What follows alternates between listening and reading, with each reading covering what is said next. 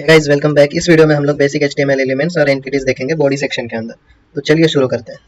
पहले इसको हटा देता हूँ। ठीक है, मैं थोड़ा सा इसकी फॉन्ट साइज कम करता हूँ। बेसिक एचटीएमएल एलिमेंट्स और एंटिटीज क्या रहते हैं, जैसे कभी आप जो भी बॉडी सेक्शन में डिफाइन करते हैं, तो एडिटर क्या करता है, जो कुछ भी हम एचटीएमएल कोड में लिखते हैं वैसा ही ठीक हमारे ब्राउजर के पेज पे डिस्प्ले नहीं करता। जैसे मैंने मान लो कुछ यहाँ पे लिखा, welcome to H T M L, welcome to H T M L, it is markup language, markup language, ये मैंने ऐसे यहाँ पे लिखा। लेकिन हमारा ब्राउजर में जब मैं इसको लाइव सर्वर से रन करता हूँ तो करने के बाद मैंने यहाँ पे एक के नीचे एक लिखा था, लेकिन हमारे ब्राउजर में ये एक के साइड में एक आया। तो ये क्या कर रहा है, जैसा हम यहाँ लिख रहे हैं वैसा वो ब्राउजर में दिखा नहीं रहा। तो उसी के लिए हम क्या करेंगे, बेसिक एंटिटीज और एलिमेंट्स का यूज करेंगे। तो हमें एलिमेंट और एंटिटीज क्यों चाहिए, present the content exactly how it is defined in our editor. जैसे हम यहाँ पे दिखा रहे हैं वैसे ही हमें ब्राउजर में दिखाना है। उसी के लिए हम एंटिटी की मदद लेने वाले। तो एंटिटी क्या है, हमारा एक एलिमेंट नहीं है, it is just a representation. तो कुछ एंटिटीज, जैसे अभी मैंने वेलकम टू एचटीएमएल लिखा, अभी लिखने के बाद मैं यहाँ पे, मुझे ये ब्राउजर में एक के नीचे एक दिखाना है। तो पहला एंटिटी हमारा क्या है, बी आर। बी आर यानी ब्रेक, यहाँ से हमें लाइन ब्रेक होती है। तो ये हमारी पहली एंटिटी है। तो ये देखिए, जैसे मैं बी आर यूज करता हूँ ये अगले लाइन में आता है। फिर जैसे मान लो अभी ये तो मैंने बी आर यूज कर लिया, अभी मुझे एचटीएमएल के बीच में ऐसे मैंने स्पेस दिया, ये मैंने एचटीएमएल के बीच में स्पेस दिया। तो यहाँ पे तो स्पेस दिख रहा है, लेकिन मुझे ज़्यादा स्पेस चाहिए। जैसे एच टी के बीच में, ये एम के बीच में इतना इतना स्पेस चाहिए, लेकिन मैं उतना उतना स्पेस दे रहा हूँ, फिर भी ये एक एक ही स्पेस देख रहा है, मतलब पेज पे दिखा रहा है, ब्राउजर पे दिखा रहा है। तो ब्राउजर क्या कर रहा है, बाय डिफॉल्ट हम कितना भी स्पेस दे दे वो बस एक ही स्पेस काउंट कर रहा है, एक ही स्पेस काउंट कर रहा है। तो उसके लिए हम क्या यूज करेंगे, उसके लिए हम ब्लैंक स्पेस का यूज करेंगे। हम वो ब्लैंक स्पेस कैसे देंगे, एक तो स्पेस ये ब्लैंक स्पेस देंगे हम यूजिंग @nbsp। nbsp मतलब no break, non breakable space, nbsp और उसके बाद कोलन।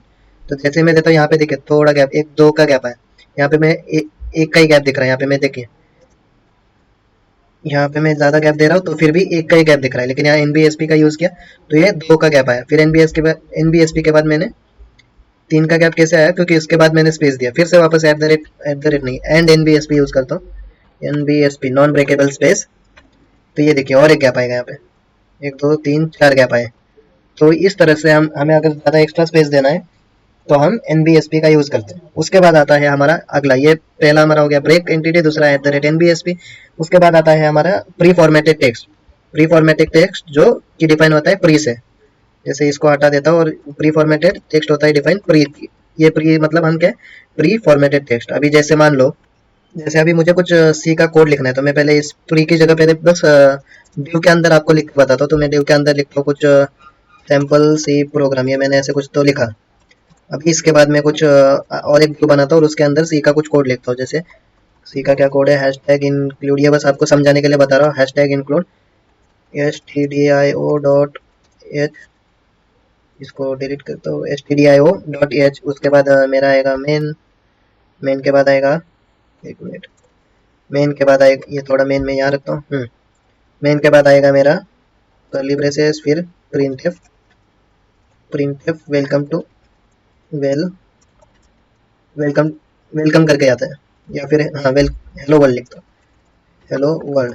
ये मैंने लिखा ठीक है अंदर। अभी मैं इसको रन करता हूँ तो ये देखिए, ये मुझे कैसे चाहिए, ये जैसे मैंने लिखा एक नीचे एक वैसा चाहिए, लेकिन ये कैसे दिख रहा है, ये दिख रहा है मुझे एक ही लाइन में। तो उसी चीज़ के लिए मैं क्या यूज़ करूँगा, मैं यूज़ करूँगा प्री का। प्री मतलब प्री फॉर्मेटेड टेक्स्ट। तो मैं यहाँ से डिव हटा देता हूँ, डिव हटाने के बाद मैं प्री लिखता हूँ। तो प्री लिखने के बाद जब मैं ये ऐसे लिखता हूँ तो ये देखिए, ये प्री फॉर्मेटेड एक, इसका देखिए फॉर्मेट भी चेंज हो गया और ये एज अ कोड लिख के आ रहा है, जैसे मतलब कुछ अलग फॉर्मेट में हमें लिख के दिखा रहा है। तो इसलिए हम प्री यूज होता है। लेकिन अभी इंक्लूड के आगे यहाँ पे हमने stdio.h लिखा है, लेकिन हमारे ब्राउजर में वो stdio.h दिख नहीं रहा। क्यों? क्योंकि ब्राउजर क्या इसको एज अ टैग ट्रीट कर रहा है। ब्राउजर को तो लग रहा है कि ये क्या है, एक टैग है। तो इसके लिए हम क्या यूज करते हैं, यहाँ पे ये एंगल ब्रेसेस की जगह हम यूज करेंगे एंड एल टी, एक raw text element and L T. L T मतलब लोअर देन, लोअर देन, और यहाँ पे मैं यूज करूंगा एंड जीटी, जीटी मतलब ग्रेटर देन। तो और उसके बाद सेमीकोलन। जब मैं ये टैग यूज करता हूँ तो ये देखिए अपने आप ये यहाँ पे दे रहा है std। और प्री, जब हम प्री यूज करते हैं तो यहाँ से कुछ जो मार्जिन है ये बाय डिफॉल्ट कुछ गैप देता है हमें। तो ये गैप मुझे हटाना है और ये यहाँ पे लाना है। तो उसके लिए मैं क्या यूज करूंगा, मैं जाऊंगा स्टाइल्स में। स्टाइल में जाने के बाद ये मैं स्टाइल में गया, फिर मुझे प्री के लिए स्टाइल्स देनी है। तो प्री, यहाँ से मैं पहले मार्जिन क्या दूंगा, मार्जिन मुझे लेफ्ट देनी है। तो मार्जिन लेफ्ट अगर मैं 0 पिक्सल देता हूँ, मार्जिन लेफ्ट 0 पिक्सल, तो जब मैं 0 पिक्सल देता हूँ तो वो कुछ इफेक्ट नहीं दे रहा है। क्यों? क्योंकि ये 0 पिक्सल इसके लिए यहीं से स्टार्ट हो रहा है, तो इसके लिए मैं क्या करूंगा, कुछ माइनस में पिक्सल दूंगा ताकि ये -10 देता हूँ। तो ये देखिए थोड़ा शिफ्ट हो गया, मैं -20 पिक्सल देता हूँ, ये और शिफ्ट हो गया, -40 देता हूँ, -40 में और -50 पिक्सल देता हूँ, तो ये ठीक है, ये देखिए बराबर शिफ्ट हो गया। तो इसलिए ये मार्जिन लेफ्ट -50 पिक्सल दिया। और मैं कुछ फॉन्ट फैमिली भी चेंज करता हूँ, इसकी फॉन्ट फैमिली कुछ एरियल रखता हूँ। एरियल रखने के बाद ये देखिए कंटेंट थोड़ा सा मार्जिन के बाहर चला गया, तो मैं इसको थोड़ा बढ़ाता हूँ, तो कुछ -30 पिक्सल रखता हूँ, ठीक है अभी बराबर दिख रहा है। इसलिए हम प्री यूज करते हैं ताकि हमारा कंटेंट जैसा हमने लिखा है उसी फॉर्मेट में हमें मिले। अभी प्री के बाद अगला हमारा एंटिटी है कोड करके।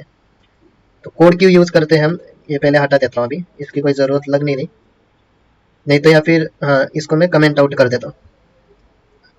ठीक है, यहाँ से मैंने किया कमेंट। अभी यहाँ पे मैं लिखता हूँ, अभी मैं लिखता हूँ कोड। कोड जब हम यूज करते हैं, जैसे कभी आपने कोई कोड रन किया होगा और वहाँ पे आया होगा एरर 404 सर्विस नॉट फाउंड, ऐसा कुछ तो भी कोड आया होगा। जैसे मैं यहाँ पे कुछ तो भी कोड लिखता हूँ कोड के अंदर कि एरर 404 पेज नॉट फाउंड, ऐसा कुछ कोड आता है। देखो कई बार आपने देखा होगा ये कोड, ऐसा पेज नॉट फाउंड। और जब मैं इसको रन करता हूँ, देखिए जब मैं ये कोड के अंदर लिखता हूँ तो इसका फॉर्मेट एकदम ऐसे चेंज हो गया। मैं इसको कुछ कलर स्टाइल के अंदर रेड देता हूँ कोड के लिए, कोड कलर रेड, ठीक है। तो ये देखिए ऐसा आपने बहुत बार देखा होगा जब पेज फाउंड नहीं होता। तो ये क्या, इसका क्या मतलब है, एरर 404 नॉट फाउंड, ये कोड के अंदर लिखते हैं ताकि इसका स्टाइल वो चेंज हो सके। तो कंप्यूटर के इसमें बहुत बार आपने देखा होगा कि कई बार जैसे कोड रहते हैं जो 2xx ऐसे स्टार्ट होते हैं, तो इसका मतलब क्या है, जो 2x ऐसे स्टार्ट होते हैं वो मतलब हमारा पेज सक्सेसफुल रन हुआ है। तो पेज सक्सेसफुल ऐसा जो भी कोड स्टार्ट होता है वो कहाँ से होता है, जैसे आपने देखा होगा 200 204 ये कोड। फिर जो 3x से x से स्टार्ट होती है उसका मतलब रीडायरेक्शन है। फिर 4x से अभी हमने देखा 4x से एरर स्टार्ट होता है, x ये नंबर है 0102 ऐसे। और 5x से जो स्टार्ट होता है वो होता है सर्वर एरर के लिए। 4x किस लिए होता है, क्लाइंट एरर के लिए, ये क्लाइंट के लिए। और 5x मतलब सर्वर एरर के लिए। ये आपको ऐसे ही थोड़ी सी जनरल इन्फॉर्मेशन दे दी। ये हमने देख लिया कोड। अभी कोड के इसको भी मैं कमेंट कर देता हूँ, ठीक है। ये हमने देख लिया कोड। अभी कोड के बाद आप लोगों ने बहुत बार ये वेर भी देखा होगा। वेर जैसे एक वेर, इसके अंदर मैं लिखता हूँ वेरिएबल एक्स, वेरिएबल वेर के अंदर मैं लिखता हूँ एक्स। तो जब मैं एक्स लिखता हूँ तो ये क्यों लिख रहा हूँ, यहाँ पे कुछ ये देखिए एक्स, जब आप कभी टेक्स्ट बुक में देखोगे तो एक्स हमारा कर्सिव में आता है। इसको थोड़ा सा जूम करता हूँ। इसका मतलब क्या है, हम ये वेरिएबल हम डायरेक्ट भी ड्यू की मदद से लिख सकते हैं जैसे, लेकिन इसका फॉन्ट एक सिंपल रहेगा और ये वेरिएबल नहीं रहेगा। तो वेरिएबल हम क्यों यूज करते हैं, ताकि हमारे सर्च इंजन को पता चले कि ये जो एक्स है ये ऐसी कोई रैंडम वैल्यू नहीं है, एक वेरिएबल है। ये हमारी रोबोट को पता चले, इसलिए हम वेरिएबल यूज करते हैं।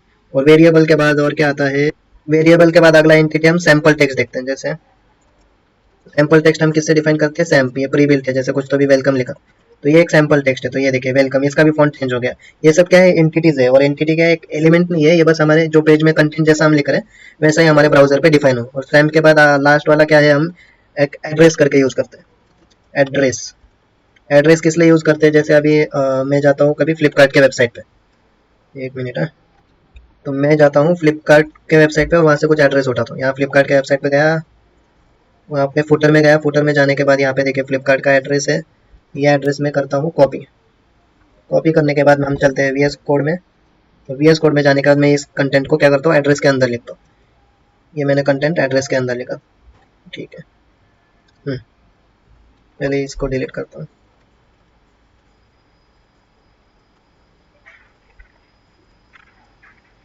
अभी ये कंटेंट देखिए, मैं इसको ब्रेक देता हूँ ताकि ये जैसा लिखा है हमने वैसा ही दिखे। ये मैंने ब्रेक दिया,